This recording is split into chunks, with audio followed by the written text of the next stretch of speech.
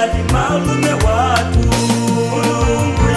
Mulungu ndichikonti iye kwa chilungamo emani soso wasanu iya zakupasani kona ndimbalame zakuchileso izo sizimalima koma sima ya mika mulungu wakumangako kakale uyendesikwa kamilima dimulungu kaza kusiyangakale uyesemwe ndi satana adani yakakusinge mulungu azakala nawe kakale kusililiwe mulungu azakuteteza adani yakakusinge mulungu azakala nawe.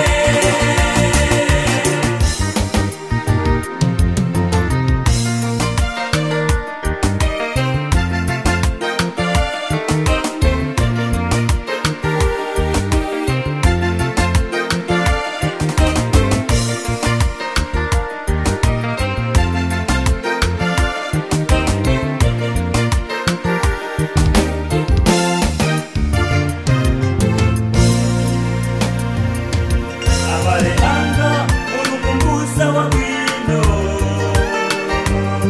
amabereka zimene inu mwapema atatanga kupikeni inu musafoke komapempani inu ndimtima onse. Mulungu ndichikonti iye kwa chilungamo emani soso wasanu iya zakupasani